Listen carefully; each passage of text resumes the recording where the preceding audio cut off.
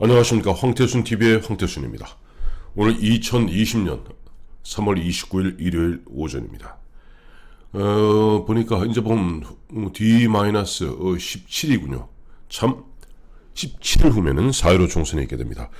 사실은 보면 이제 지난주까지만 해도 보면은 각 당이 이제 공천 문제를 보면 적지 않은 몸살을 하다 보니까 많은 국민들의 눈이 이 공천 문제, 또 어떻게 비례대표 공천할 것인가, 지역구 공천할 것인가, 또 거의 반발이 어떤가 그런 데 쏠렸습니다만은 이제 공천이 마무리되고 지난 목요일, 금요일 후보 등록되면서 세팅이 되다 보니까 이제 유권자 여러분들이 뭔가 본질적인 문제에 천착하시는 것 같습니다. 저희가 황태순TV에서 여러 차례 다뤄드렸습니다만은 결국 4.15 총선은 조국 총선일 수밖에 없다.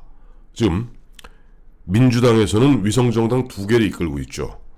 더불어시민당과 열린민주당 둘 다 보면은 조국 구하기에 앞장선 용사들입니다. 그들로 봐서는.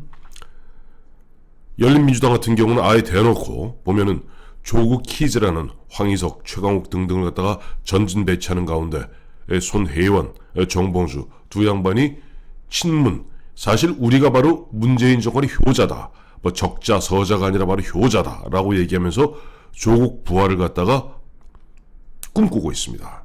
또 어떻습니까? 지금 민주당이 올라탄, 그래서 플랫폼에 그 올라탄 플랫폼이 뭡니까? 개국본입니다. 조국을 지키기 위해서 지난해 9월 10월에 만들었던 개싸움 운동본부, 바로 그 플랫폼에 보면 민주당을 올라타서 더불어시민당을 만든 것입니다.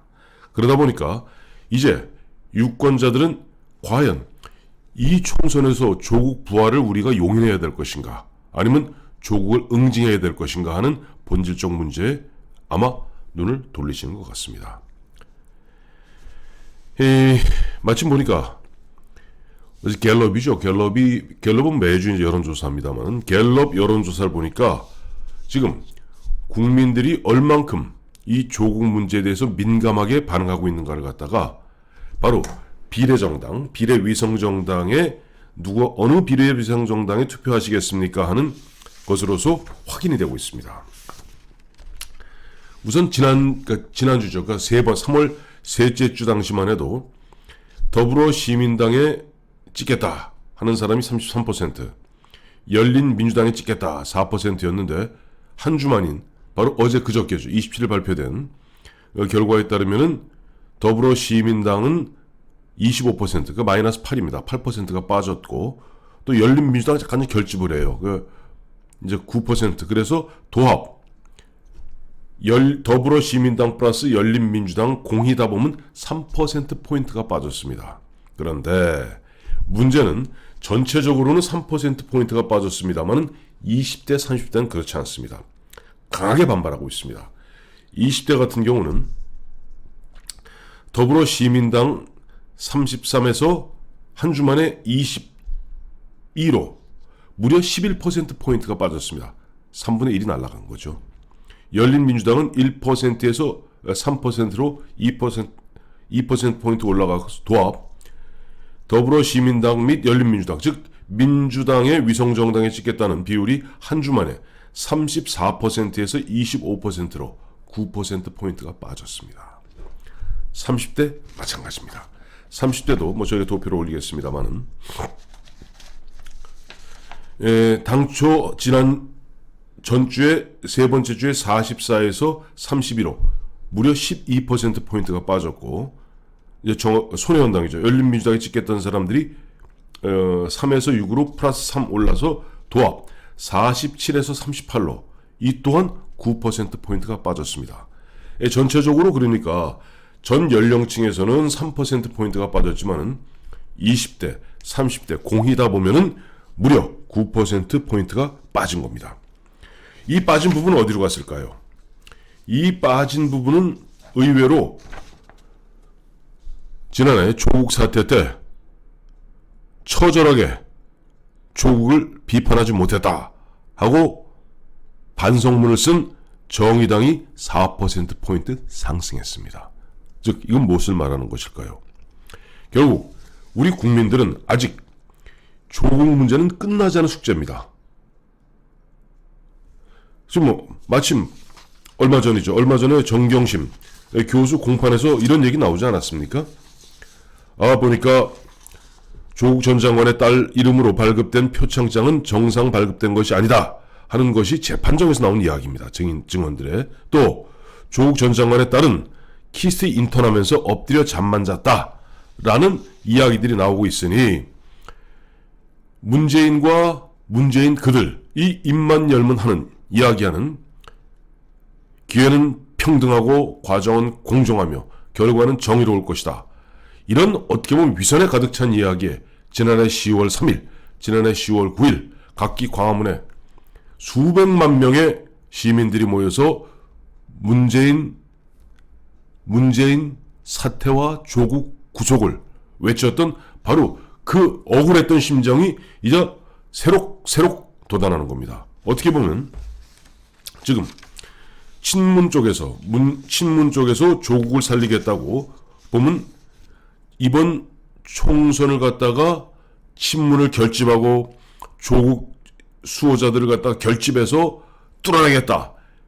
그러면서 전체적으로는 일반 코로나19 우리가 잘 대응하고 있지 않느냐 하는 그런 이야기들이 한마디로 국민들에게는 이 코로나 때문에 한 두어 달 동안 우리 정신줄을 놓고 있었는데 맞다 이자들이 이런 짓을 했었지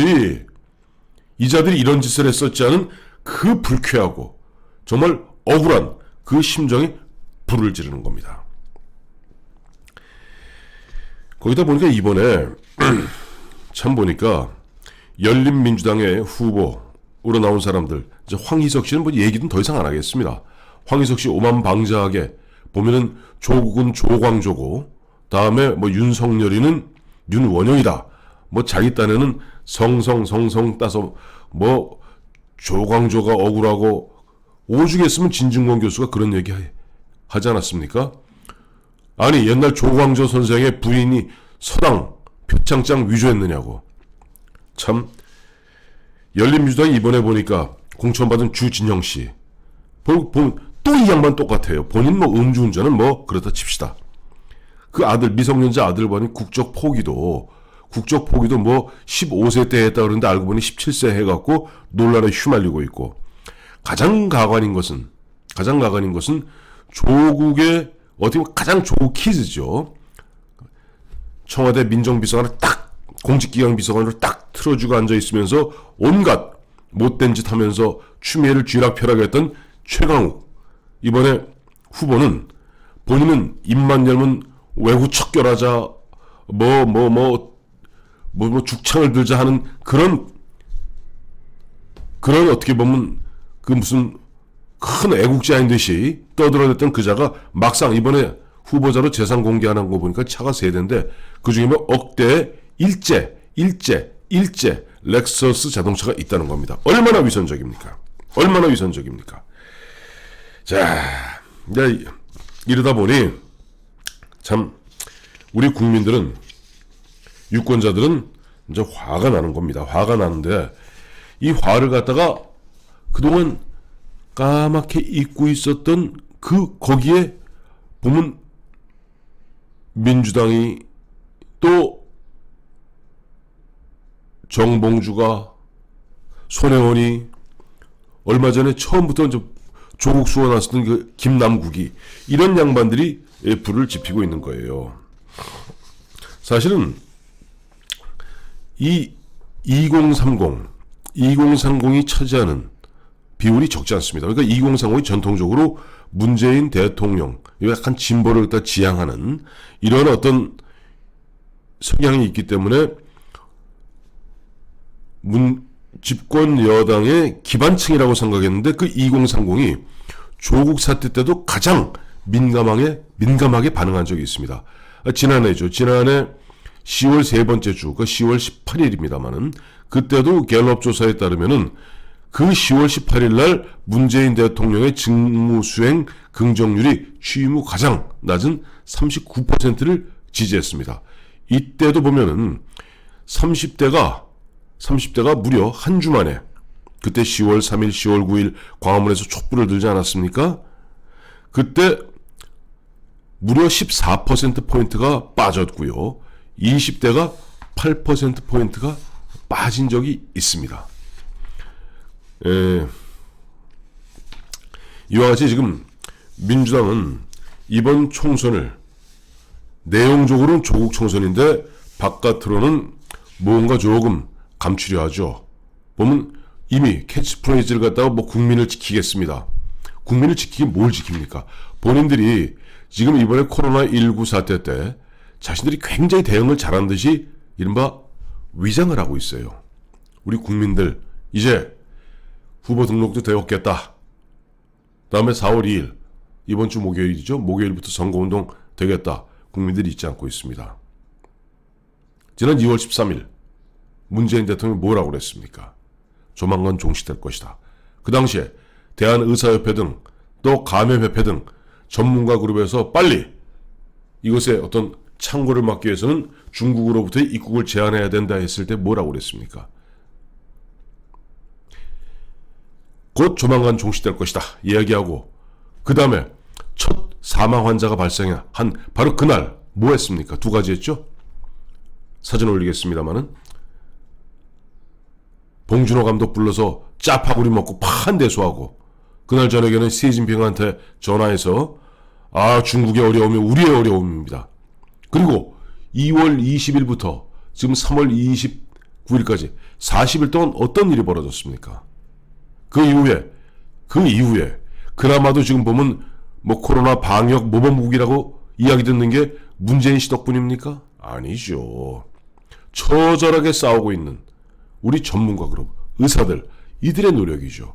그런데 왜 국민과 모든 국민들의 헌신과 노력의 공을 갖다 가로채서 마치 자신이 잘해서 하는 듯이 얘기합니까? 국민들은 바로 문재인 대통령이 지난 2월 20일 짜파구리 먹고 김정숙 여사와 파한대소하던 그 광경 잊지 않고 있습니다. 그리고 이제 서서히 투표일이 다가갈수록 우리 유권자 여러분은 압니다. 이번에 총선의 본질이 아무리 저들이 뭐 코로나에다가 또 뭐 한 가구당 50만 원씩 뿌리겠다, 재난 기본소득을 뿌리겠다, 전 가구에 뭐 여야 간에 지금 뭐 왔다 갔다 해요. 돈으로 사실상 매표 행위하는 거죠. 한 번 주는 거니까.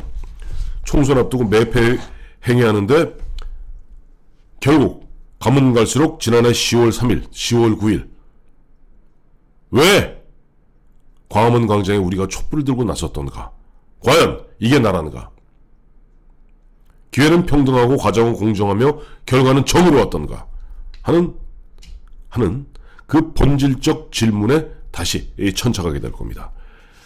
참고로 오늘 보니까 어제죠. 어제 저녁 때 보니까 갤럽이 아니군요. TV조선에서 매트릭스 리서치와 여론조사한 것을 갖다 발표했는데 이걸 봐도 이 국민들의 마음이 어디 있는가 하는 것을 갖다가 여실히 알게 됩니다.